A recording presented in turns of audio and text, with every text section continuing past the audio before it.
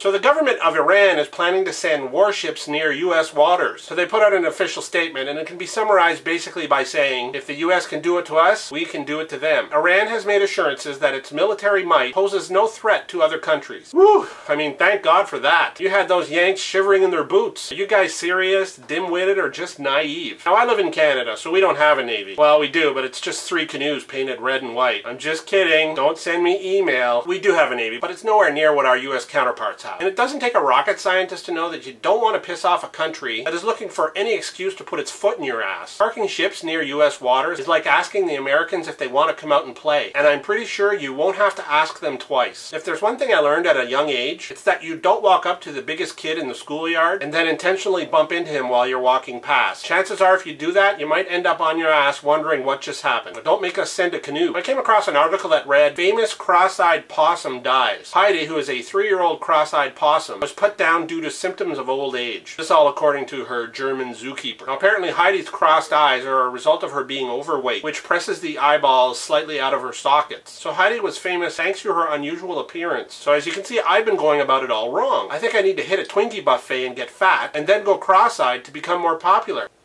And is she popular? I'd say so. Heidi, the cross-eyed possum, has nearly 50,000 likes on her Facebook page. Now last time I checked, I had less than 50. So to sum it up, I am a non-cross-eyed homo sapien who is not only being beaten but annihilated on Facebook by a cross-eyed possum. How am I going to explain that to my therapist? A woman in Springfield, Ohio was charged with stealing bull semen. Now, the woman was a former employee of a genetics company, which makes her knowledgeable on the transport of semen. The bull sperm was transported in a liquid nitrogen tank, which was later found in her garage. So why would anybody want to steal bull semen? It could be that she has a very disturbing fetish that involves Captain Crunch cereal and a pitchfork. But the more likely reason, or at least I hope so, is that the stuff is very valuable to cattle breeders. Now the value is determined by the bull's heritage and characteristics. Now unless this woman has a certificate, there's no real way to prove that the bull semen is top quality. It's like when you buy cocaine, which I personally don't do, but from what I hear, you should always test it for quality before you drop your coin. So if you plan to buy illegal bull sperm, you should probably have an official bull semen tester on site so you can make sure that it's top quality. So it can be judged on texture, viscosity, and overall scent. Today's question of the day is, what is the strangest animal you have ever seen? I saw a 2-headed calf once. It was a birth defect, of course. Now, it's a good thing it wasn't cross-eyed, or it would probably have 1 million Facebook likes. All I got for this episode. Thanks for watching. Don't forget to comment, subscribe, fave, write letters, put up flyers, thumbs up, press some buttons, link to me on Facebook, follow me on Twitter, send me some donuts. If you have any questions, leave them below, and I'll catch you next time. So the possum name,